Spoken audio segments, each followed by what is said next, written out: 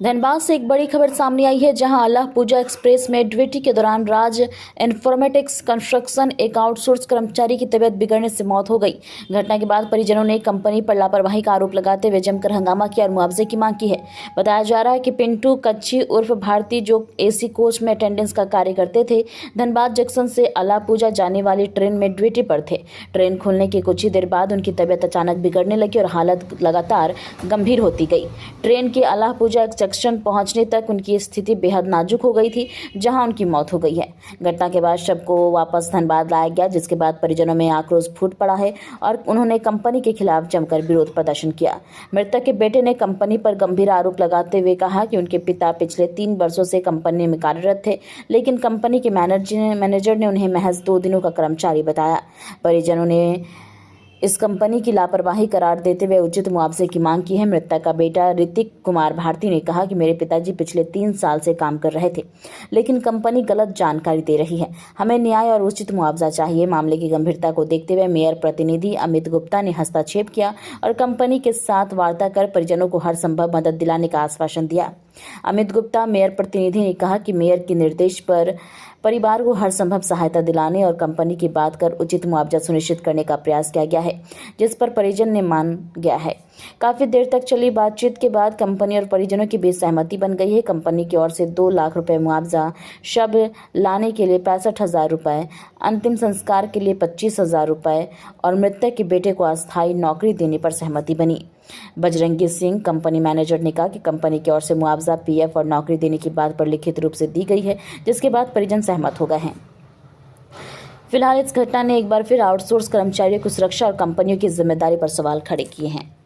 Body आई वो मामला ये था कि प्राइवेट कंपनी है पटना का, और ये रेलवे में LP ट्रेन से वो गए थे। 2 दिन हुआ ही था काम किए हुए, और वहाँ पे इनका चेस्ट में दर्द उठा।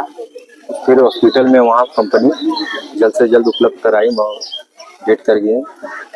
उसके बाद जब खबर आई तो ये लोग लाके यहाँ पे आंदोलन किए कि हम लोग को ये डिमांड है।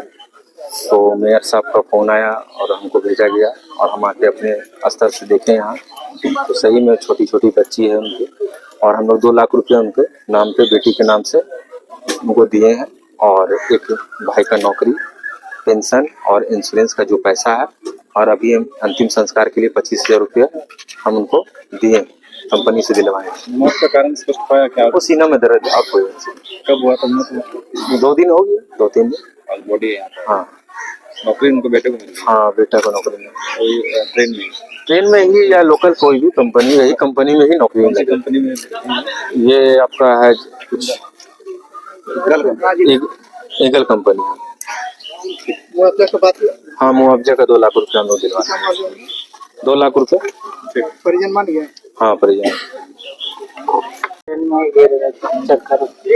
ट्रेन में काम करते थे? कब घटना घटा था? 20 तारीख को।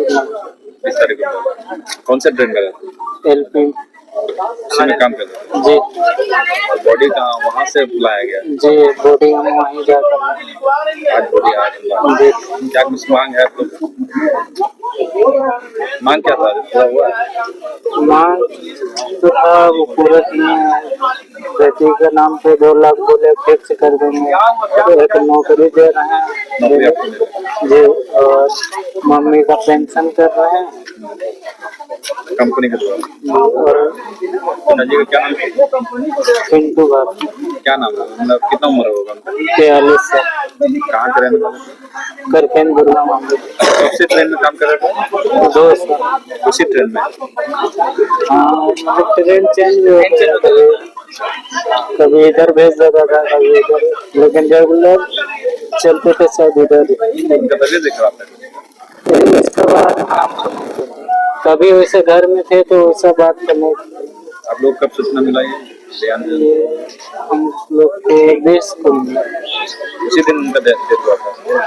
उस दिन तबीयत खराब था तो लोग हॉस्पिटल में जो मिला तो क्या नाम है? ऋतिक कुमार।